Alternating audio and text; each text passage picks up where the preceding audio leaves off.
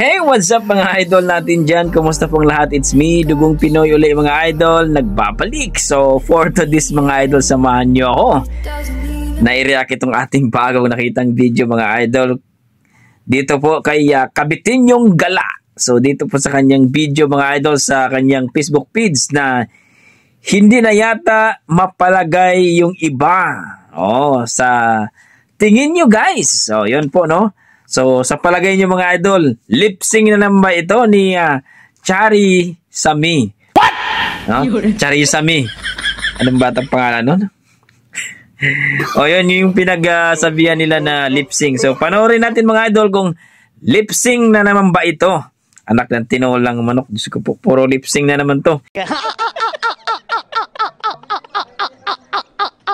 Pati sa aking comment section mga idol, halos lahat ng aking may upload lip-sync, anak ng tinulang manok. Pero bago ang lahat ng yung idol, please palike and subscribe po sa ating YouTube channel. Tara, let's go mga idol. Panoorin natin kung lip-sync ba na ito na kinanta ni Charissa May. Ayan.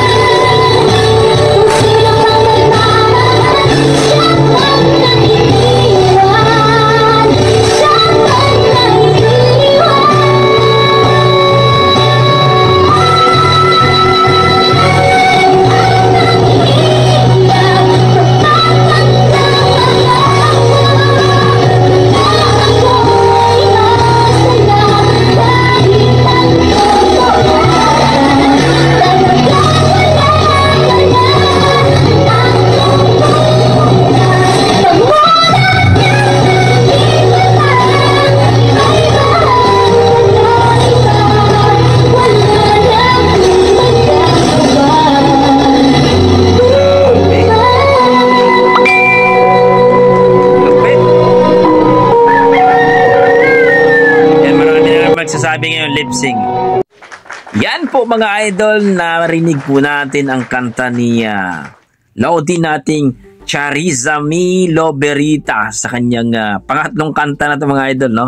Dito po sa kanyang At Ang Hirap, no? Nung una, Sa Aking Puso, pangalaw, Iingatan Ka by Carol Banawa, at sabi nga nila, Siren Reyes ba yun? At ngayon, At Ang Kahirap, no? At Ang Hirap by Angeline Quinto o Moira o sino pa ba yan?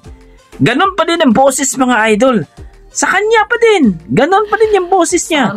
Marami nagsasabi na lip-sync lang daw ito, pero wala. Ganon pa din ang boses ng batang to. So ibig sabihin, kapag lip-sync mga idol, iba-iba yung boses. No? Carol Banawa pa rin yung boses niya talaga. I don't know mga idol kung sa inyo ay lip-sync ba yan, pero para sa akin, naniniwala akong sa kanya talagang boses. Grabe. Na-amaze ako. Ang galing talaga. Dito sa kanya At Ang Hirap, ganun din ang boses niya. Kasi kung lip-sync yan mga idol, iba-iba ang boses. Pero dito kasi, ganun pa din ang boses niya, parang si Carol Banawa, di ba? I don't know kung agree ba kayo. Para sa akin mga idol, kahit kung lip-sync man ito, pero na-amaze ako, na-entertain ako. Talagang, wow, ang galing niya po mag-entertain mga idol. Pero para sa akin, hindi ito lip-sync. Boses niya talaga ito. Kasi kung lip-sync, iba-iba ang boses. Kasi iba-ibang kinanta eh. Iingatan Ka, Sa Aking Puso ngayon, At Ang Hirap.